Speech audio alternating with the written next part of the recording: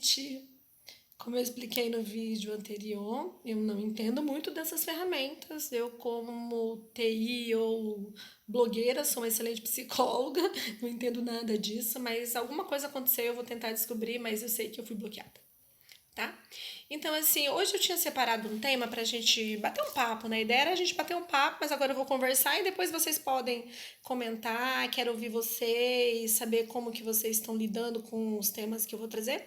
Mas eu quis trazer o tema relacionamento, porque desde que essa quarentena começou, esse isolamento começou, nós continuamos atendendo, nós psicólogos continuamos atendendo tanto os nossos pacientes, né, do consultório, como acolhendo muitos casos voluntariamente provenientes de isolamento, né?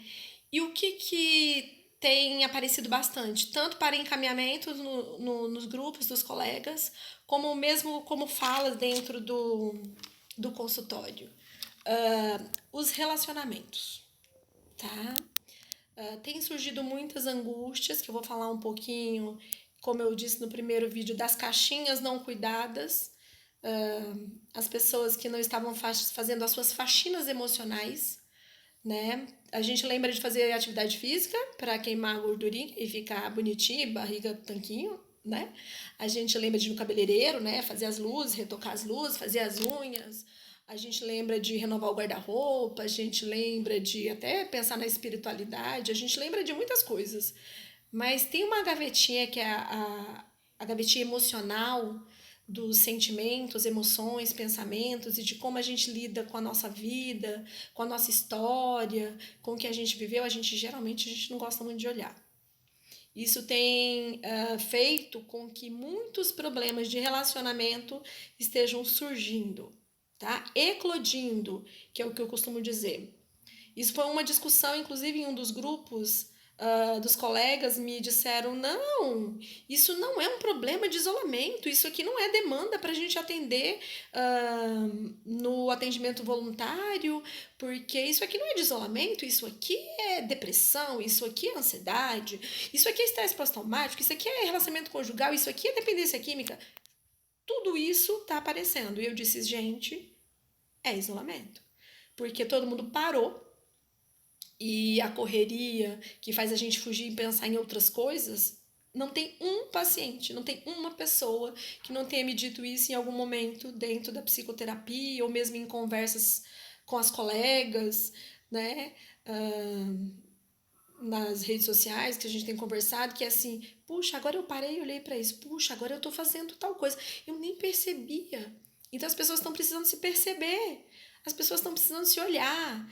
Então eu não vou fazer live para falar do que a mídia tá falando, não vou perder meu tempo com isso, não acho que é perder tempo, tá, gente? Mas é que tem muita gente fazendo. Mas eu quero fazer justo daquilo que a gente nunca faz, né? Que é olhar para si. E o que que acontece? Eu resolvi falar de relacionamentos. O primeiro que eu vou começar a falar são dos pais e dos filhos, né? Tem sido muito interessante ouvir meus pacientes que ouvirem isso e se identificarem, talvez vão falar assim: "Ah, ela estava falando de mim". É, pode ser que a sua sessão me fez pensar sobre isso, mas não foi só você, com certeza mais algumas pessoas e algumas situações que me fizeram falar sobre isso, né? A gente não fala sobre uma questão isolada e pontual. Sempre que tem um estudo, uma pesquisa, alguém vai falar sobre, é porque tem bastante caso acontecendo, tá? Então, os pais e os filhos. Os pais e os filhos estão tendo que ficar juntos, né? E aí começou a haver o que eu percebi muito claramente como choque de gerações. Então, eu queria falar um pouquinho, né, com os papais.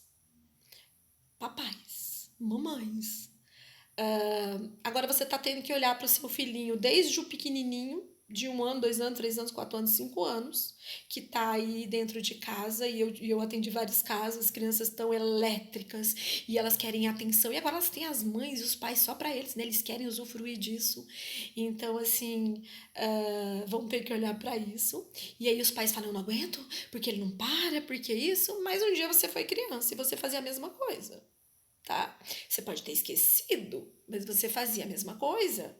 Os tempos eram outros. Não importa, criança é criança. Criança sobe na árvore, criança sobe na janela, entra debaixo da cama, criança pula, criança corre, desde que o mundo é mundo, né?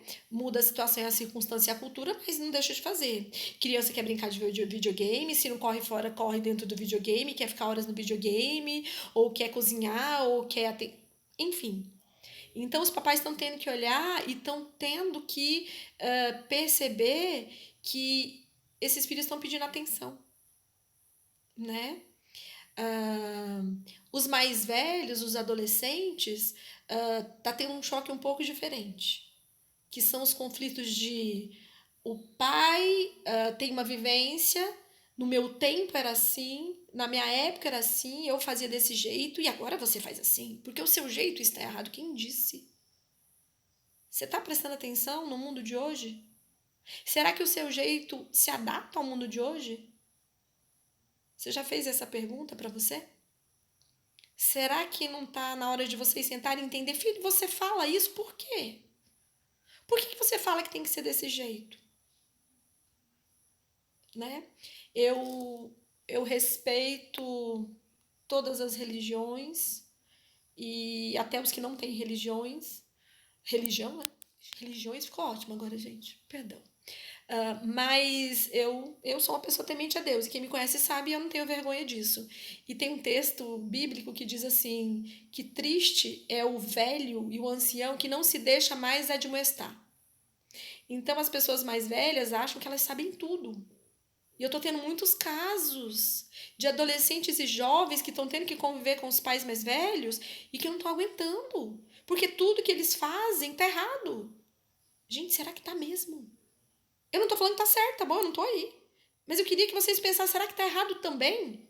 Será que a gente não tem que se questionar um pouco? Será que não tem que entender esse momento? Por que meu filho age assim, o assado? Por que eu posso sentar e falar assim, olha, eu queria entender. Porque no meu tempo era assim, por que agora vocês fazem desse jeito? Talvez você vá aprender com seu filho. E não tem coisa mais maravilhosa do que a gente aprender. Quando a gente parar e achar que não tem mais nada para aprender, eu sempre brinco, a gente vai morrer, gente. Acabou. Porque um copo que tá cheio, ele tem que derramar. Né? Eu falo, as coisas boas tem que derramar. Mas se não cabe mais água, a gente para de usar o copo. Se ele não serve mais para aquilo, a gente para de usar. Se a panela fura, a gente para. Então, assim, por que eu não posso aprender e melhorar cada dia mais? Ao mesmo tempo, eu preciso falar um pouco os filhos. Os filhos estão muito impacientes com os pais, né? Com certeza existe uma diferençazinha de idade entre, pelo menos, eu vou colocar aí que pelo menos de 15 anos. 14. Porque eu vou pensar que uma menina, ela vai ficar grávida pelo menos com 14, 13, 14 anos. Então existe aí pelo menos uma década de diferença entre você e os seus pais, tá? Ou entre vocês e os seus avós, porque tem gente que tá com avós em casa, né? Então, eu queria que vocês avaliassem e pensassem o seguinte: será que 10 anos a mais não faz essa pessoa saber um pouco mais que você? Ou saber mais ou menos, talvez não seja a questão, mas pelo menos ela não sabe coisas diferentes de você? Que eu sempre gosto de pensar que não é mais, nem menos, nem melhor, nem pior. É diferente. Então, assim, eu tô ouvindo muito, né, das mães que eu atendo, dos pais que eu atendo, as angústias de que, poxa, ele não para de me criticar, ele reclama o jeito que eu faço, ele fala que eu não entendo, ele fala que eu não sei, que eu não vou melhorar nunca, que parece que eu não vou aprender nunca. É o tempo inteiro me criticando, não tem paciência comigo, grita comigo. Gente, esse isolamento tem que desenvolver na gente a tolerância, a paciência, o amor, né? Se a minha mãe, a minha avó, a minha tia, né, não tá conseguindo, ou meu pai, meu avô, eu vou entender por quê. Não enxerga direito? A mão já não funciona tão bem? Não é tão ágil? O raciocínio já não é tão rápido, né? De vez em quando ela fica brava comigo, a minha filha, mas eu uso exemplos, né? Eu acho muito interessante que eu ensinei muitas coisas da parte administrativa, né, para ela. E com o tempo eu percebi que eu já não acompanhava mais ela. Ela tem uma agilidade que eu não tenho mais. Hoje eu tenho um filho menor e eu percebo que eu não tenho mais agilidade que ele. Eu tô assim, muito, assim, eu sou jovem, gente, desculpa, né? Não sou tão velha assim, mas eu percebo a dificuldade. Agora imagina quem tem 60, 70 anos, 80. Então, assim, tenha tolerância, filho, né? Houve uma piada esses dias aí, nos casos. A mãe não fez a lista direito. Aí a mãe cobrou porque o filho não fez as compras corretas. Depois o filho ficou bravo porque a mãe não colocou na lista. Vamos ser mais claros uns com os outros, né? Vamos ter paciência, tolerância, um pouco mais de compreensão, flexibilidade. Eu disse isso. A gente tem que desenvolver flexibilidade.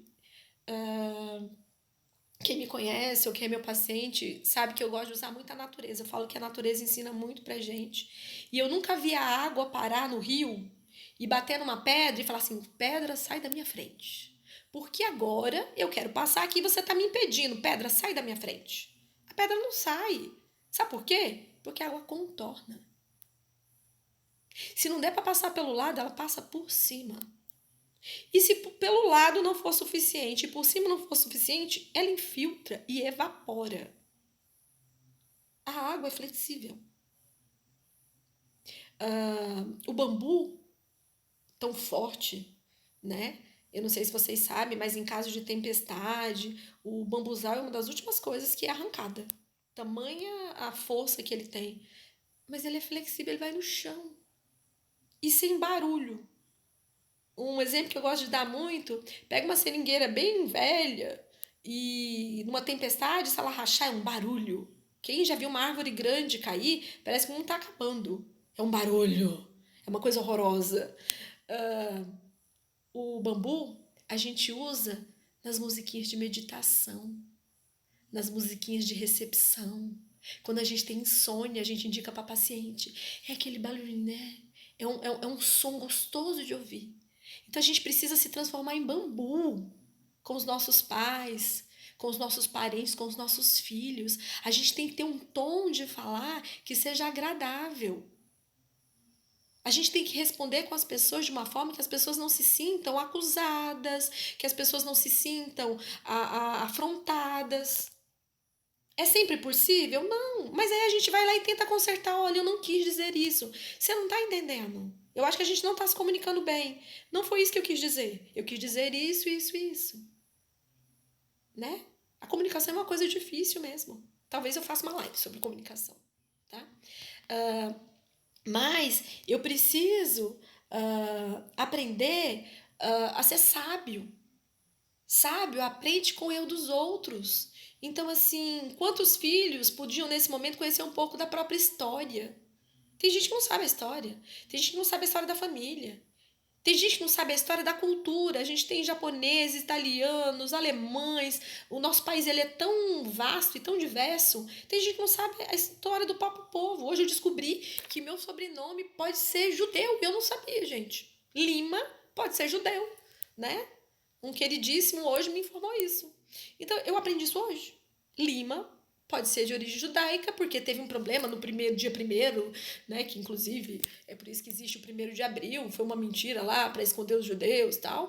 E aí mudaram todos os nomes judeus para nome de plantas e frutas, enfim. Né? E aí eu aprendi isso hoje. Não sabia. Então, será que o seu pai e seu avô não tem nada para te ensinar, jovem? Ou adulto mesmo, né? Os adultos que sabem tudo e não podem aprender um pouquinho com os avós e com os pais mais velhos? E você, pai e mãe e avô, não pode aprender nada com seu neto? Será que a sua neta não evoluiu tanto que você está na hora de ouvi-la? Será que a sua filha não evoluiu tanto que está na hora de você ouvi-la? Né? Ouvir um pouco mais ela? Eu queria que vocês pensassem sobre isso. Aproveitasse esse momento para agregar e transformar a relação de vocês. Porque o que eu tenho ouvido é muito triste, é muito conflito, né? Ao invés de eu ouvir e tentar entender o outro, eu tô acusando e culpando o tempo inteiro o outro, e nada tá bom, e o jeito dele é ruim. Por que o jeito dele é ruim e o seu é bom? Por que o seu jeito é certo e dele é errado? Será que não é só diferente, gente? Diferente. Diferente não é certo nem errado, é só diferente. Né? Então a gente precisa, você sabe, aprender com o erro dos outros, ao invés de precisar ser inteligente e aprender com os próprios erros. Né? Então hoje a gente está tendo a oportunidade e tempo. Eu tenho uma colinha, tá, gente? Por isso que eu vou olhar. Eu fiquei pensando sobre os casos e fui escrevendo. Então a gente tem oportunidade e tempo. Amanhã a gente não pode reclamar, tá bom? Esse isolamento ele vai parar, tá? Só comunicando a todos que estão preocupados, ansiosos e angustiados, é só uma pausa. Vocês não precisam ficar nesse desespero. Vai passar, gente. É como férias que acaba. É como aquela viagem gostosa que acaba. Ao invés de vocês se sentirem presos, sufocados e ansiosos, curta poder ficar fazendo o seu trabalho, os seus artigos da casa da mãe, comendo o bolo da mãe. Pra que tanto sofrimento? Curta ficar com seu filho em casa. Curta assistir aulinha no computador. Eu já achei o máximo. Eu fui assistir aula online no computador. A gente não pode fazer isso, né? Curta você poder cortar a unha da sua mãe ou da sua avó. Coisa que você não consegue fazer. Curta você limpar sua casa. Varrer seu quintal. Assistir filme, sessão da tarde. Eu nunca vi tanto bolo e tanta receita na internet. Eu nunca vi tanta gente ver foto. Vocês estão tendo. Vocês não, né? Nós, né? Nós estamos tendo oportunidade única. E a gente está reclamando e sofrendo. Por favor, gente.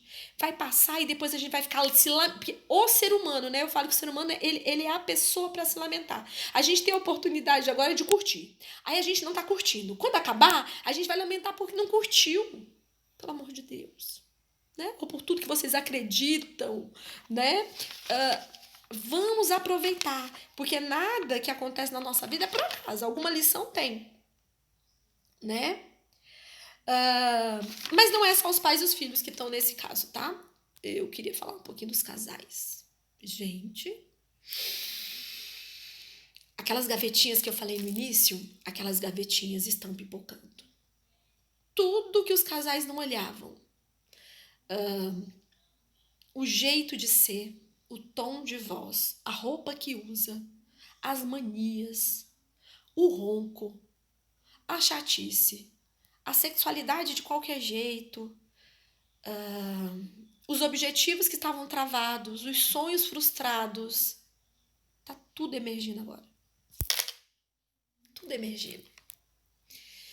Credo, que coisa horrível. Não, gente, que coisa maravilhosa. Maravilhosa. Eu vou falar uma coisa agora que os meus contemporâneos vão lembrar, que antigamente a gente tinha fogão e forno para colocar a panela de arroz. Hoje a gente não usa isso, a gente coloca nas Tupperware e na geladeira ou no micro-ondas.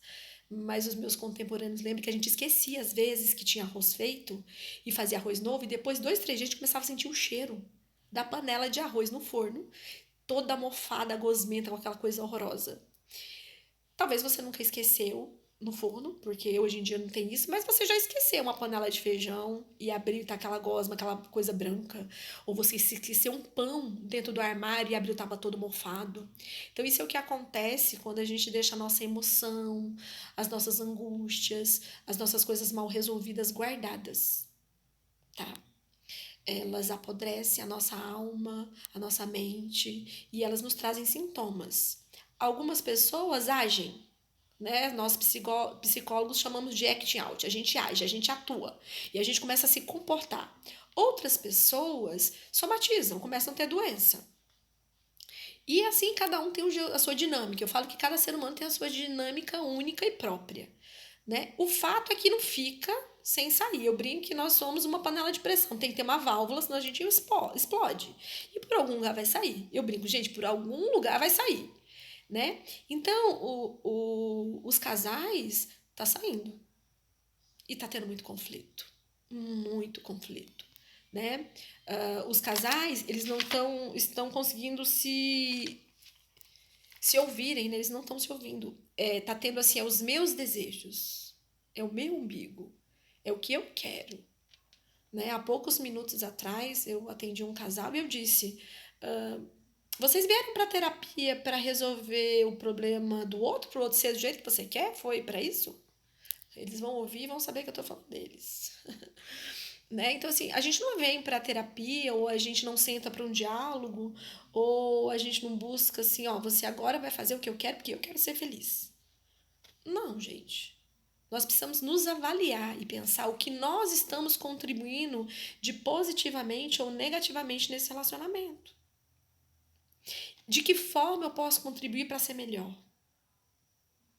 Se eu ouvir uma, duas, três, quatro, cinco vezes, 10 vezes algo a respeito de um comportamento, de uma atitude, isso quer dizer que isso está incomodando o outro. Eu vou parar a que hora? Eu vou avaliar a que hora? Eu vou pelo menos sentar e falar assim: olha, eu já vi que você tem uma grande dificuldade com esse meu comportamento, mas eu não consigo ser diferente. Você me ajuda? Você consegue ser um pouco compreensivo, porque eu não vou conseguir mudar agora? E você vai ter a capacidade de entender que o outro não consegue mudar, que aquilo é um jeito que, pelo menos nesse momento, ele não vai conseguir mudar?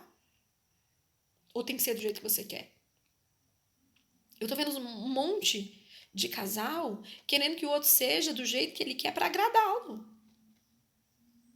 Eu não tô falando que um casal tem que ser infeliz, tá bom? A gente tem que ser feliz, a gente costuma dizer que nós temos que ser felizes, né? Sermos felizes e transbordar, né? Com a presença do outro. Eu uso muito a metáfora de que nós somos o bolo de chocolate recheado bem gostoso e o outro é a cereja. Se você tiver a cereja ou não tiver a cereja, você vai ser bolo gostoso do mesmo jeito. Então, assim, a tua felicidade não pode depender do outro. Ah, eu sou muito infeliz porque a minha mulher não me dá carinho. Ué, quem disse que você tinha que casar pra ter carinho dela? Ah, então a mulher não tem que dar carinho pro marido? Tem, não é que eu tô dizendo que tenha que dar carinho. Né? A gente quer estar com alguém que seja carinhoso, que seja amistoso, que tenha os mesmos sonhos, que tenha os mesmos projetos, né? Que tenha, claro, algumas diferenças, que é o que apimenta. Eu falo que de uma diferença ou outra a gente tem que ter, que é o que dá cor. Imagina tudo branco, tudo azul, tudo preto. Tem que ter uma cor, tem que ter uma diferença. Mas claro que diferença demais acaba, né? Trazendo a falta de afinidade, aí fica muito difícil conviver com alguém que gosta de rock enquanto o outro gosta de silêncio. Um gosta de sair, o outro vai ficar em casa. Um gosta de coisa azeda, o outro só de coisa doce. Então, assim, nós temos algumas diferenças, mas todas as diferenças fica muito difícil, né? Então, a gente precisa, quando conhece um parceiro, os namoradinhos que eu atendo, eu tenho o privilégio, eu falo que eu sou privilegiada por atender bastante muitos casais de namorados, de noivos, que vêm para terapia antes do casamento. Eu acho muito legal isso, porque eles têm a oportunidade de se conhecerem e de ajudarem nesse primeiro momento de adaptação com mais tranquilidade, né? E muitos, inclusive, de romperem. Tá? Porque eu costumo dizer quando os casais vêm para terapia que a minha ideia é ajudá-los o máximo possível dentro da minha limitação terapêutica. Sou limitada, não faço milagre, não. Quem vem para terapia pensando que com 3 sessões a gente faz milagres, não existe, gente. É uma vida inteira para a gente funcionar como a gente funciona e o profissional vai ajudando a cada um de nós a dentro da sua capacidade, mudando e melhorando. É isso que a gente ajuda, tá? Ninguém faz milagre. Ah, mas eu costumo dizer que talvez no final do tratamento eu não sei se é continuar com o parceiro ou sem ele. As pessoas assustam um pouquinho, porque eu digo isso na primeira sessão. Para que ninguém fique com expectativa de que o terapeuta vai fazer milagre e vai salvar o seu relacionamento. Eu não sei se no final vocês vão querer salvar o relacionamento, se vocês não vão perceber que vocês podem ser grandes amigos, mas não conseguirão caminhar juntos e terem um casamento cheio de conflito, né? Uh, mas o fato é que os casais precisam serem felizes por si só. As pessoas precisam ser felizes por si só. E o outro vai complementar. Vai ser a sua cereja do bolo. Então, dá uma olhadinha se você não está querendo que o outro seja o que você quer. Ah, então eu tenho que ser tudo que o outro quer? Eu também não disse isso. Eu também não disse isso.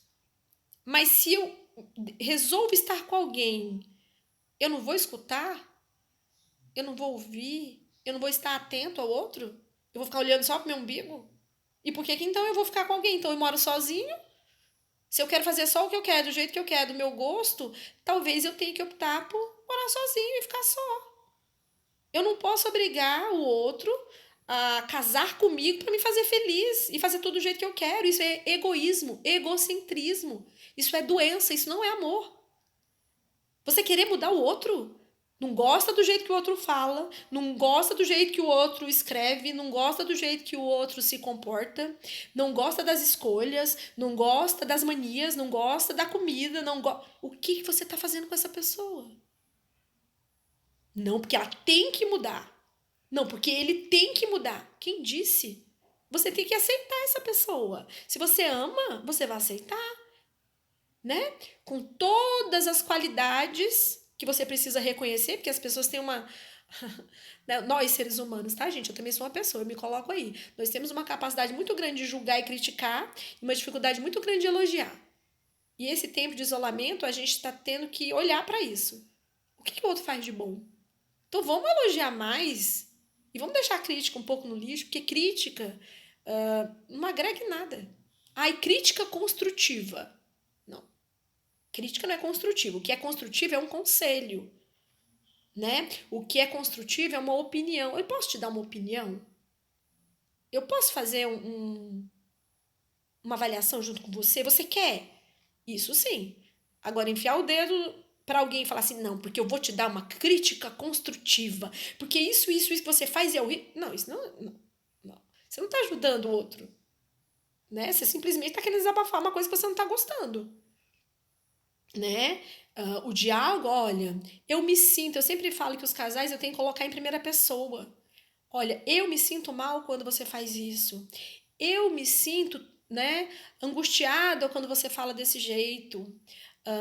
Eu não gosto quando você me deixa assim. Tudo no eu. Eu preciso mostrar para o outro como eu me sinto.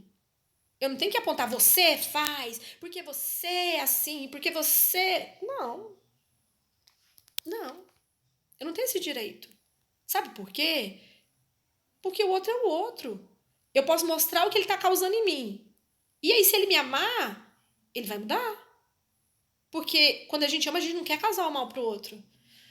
Um texto conhecidíssimo que todo mundo deve conhecer é o 1 Coríntios 13, que vai falar do amor, né? O amor tudo sofre, tudo suporta, né? Tudo espera, não vê o mal, não se vangloria, não se alegra com a injustiça. Então, assim, o amor é um negócio tão bom, né? Que se a gente gosta de alguém, às vezes a gente deixa de fazer algo pelo outro. Esses dias atrás, eu falei para um paciente que eles estavam brigando por excesso de amor. Era um pai e um filho. Os dois estavam brigando porque os dois estavam pensando no outro. Acho muito legal quando eu recebo no consultório casais que às vezes eu falo, vocês estão percebendo que vocês estão brigando por amor? Aí eles falam, como assim? Presta atenção. Você está abrindo mão e quer que ele faça isso porque é bom para ele e ele fala, não, tudo bem, eu quero que você faça isso por você. E estão brigando por amor, né? Então, assim, isso é legal. Acontece. Mas, infelizmente, não é a maioria. A maioria, as pessoas estão pensando em si mesma. Atenda a minha necessidade. Porque eu casei para que você me faça feliz. Não, vá ser feliz.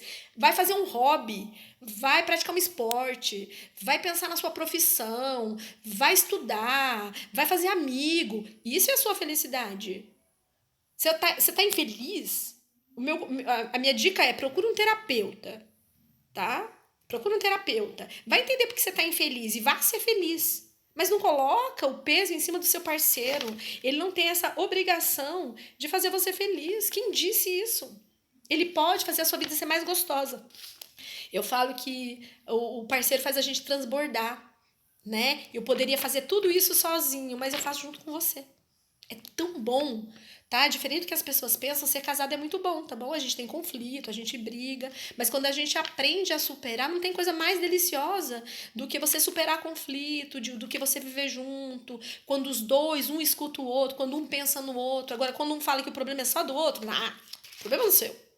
Você é o problema. Você é o problema, eu não sou o problema, você é o problema. Como assim?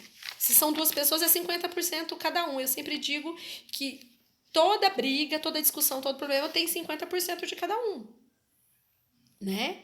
Então,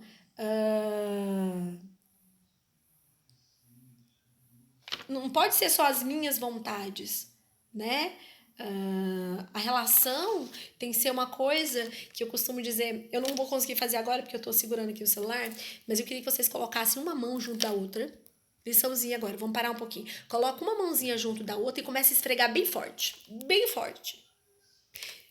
Fez? Você esquentou a mão. Eu tenho certeza que quem fez, enquanto eu falava aqui, esfregou a mão na outra, relou, esquentou. Houve uma fricção.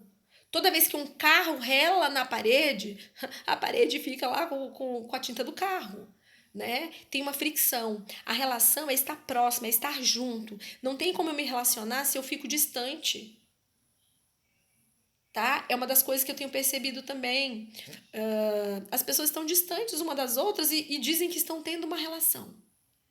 Um não olha para o outro, um não quer saber o que o outro gosta, um não se interessa pelo outro, um não faz o mínimo esforço pelo outro, mas eu tenho uma relação com o outro. Não tem relação com o outro. Você está tendo relação com você mesmo. Relar tem que ter uma proximidade. E tem que, inclusive, suportar esse calor, tá? Essa ficção. Quando eu recebo casais, eu costumo às vezes mostrar para eles que toda engrenagem nova, pode prestar atenção, gente, bicicleta, engrenagem nova. É a primeira vez que as polias vão funcionar, elas soltam faísca.